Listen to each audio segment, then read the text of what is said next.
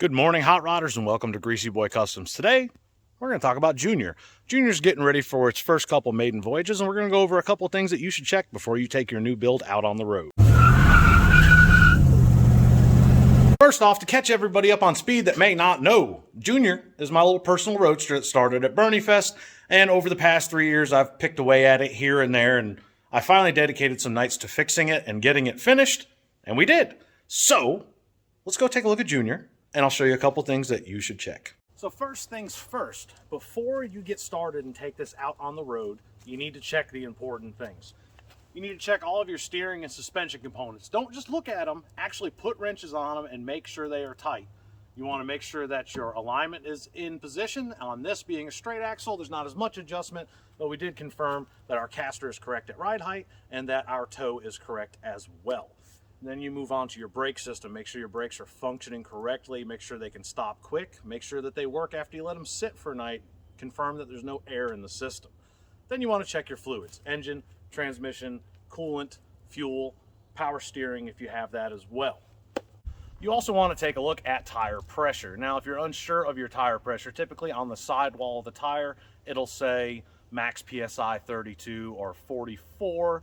There are many debates on your tire pressure, but it's a standard across most of the tire industry to run the max pressure listed on the tire for the best wear. However, you may find that lowering the pressure wears your tires a little bit better or handles, or it's a little more comfortable. Just as long as it's at a safe pressure and not like 10 PSI running around on the street. The next thing you want to do is you want to fire up your engine and let it run for a little bit. Watch, make sure there's no fluids leaking. Make sure that your fans kick on if you have an electric fan. Make sure that the temperature is not getting too high. Look at your charging voltage on your battery. If you have air suspension, you want to make sure that it is airing up and that it is functioning correctly and that it's holding air and not leaking. A good rule of thumb is air your vehicle up and let it sit overnight.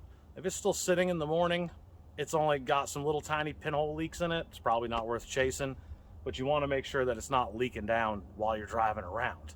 So we did that already. We've made sure there's no leaks. We've addressed them. If you have trouble finding your leaks, some water with some Dawn dish soap in it and a spray bottle is a great way to find air leaks. Just spray all your fittings, your hoses, your connections, so on and so forth. Now we're going to fire the engine up. We're going to let it run for a little bit, and we're going to make sure that everything's operating correctly.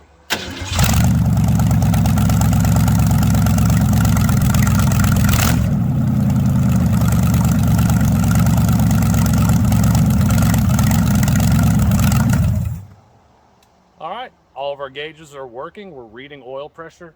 We don't have any leaks underneath. We've checked all our fluid levels. Now it's time to go for a ride. Now, before you just hop in your new ride and go for a ride down the highway, I would recommend, if you live in a neighborhood or find an area that there's no traffic and you can do several laps in nice and slow.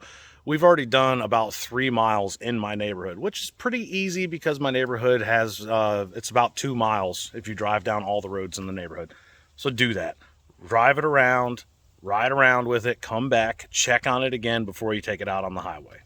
First of all, we're going to start out easy, just kind of going around the neighborhood, doing 10, 15 miles an hour, making sure everything works, making sure no tires are going to fall off, all that good stuff.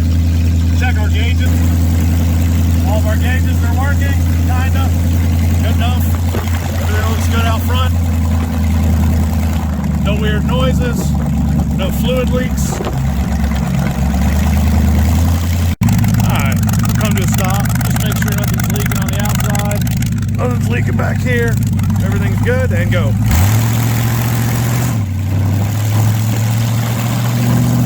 Alright, now we're going to take it up to speed. We're going to make sure this 2-speed transmission shifts once.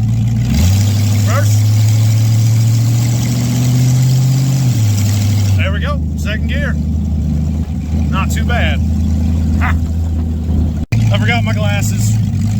This isn't good, but it'll be okay. We're just taking short test drives.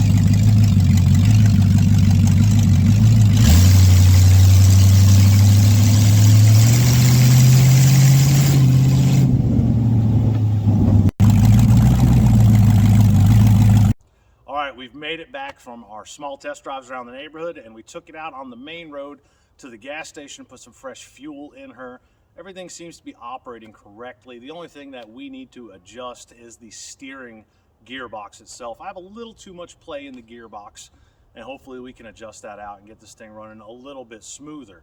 Aside from that, no fluid leaks. The air suspension's working correctly. It tracks in the road nice. I would recommend, if you're running a Roadster like this, get some good glasses or some goggles. Man, that really sucked driving without those. But anyway, the important part is we've got 10 miles on her now, which means she's going to Rats at the Beaver. So we're going to take this on down to Rats at the Beaver in Myrtle Beach. Yes, we are going to trailer it down. I'm not driving this 3 hours on its maiden voyage for things to only go wrong. You call me a wuss, call me a trailer queen, whatever. I'm going to have a good time, and that's what's important. Until next time, happy hot rodding.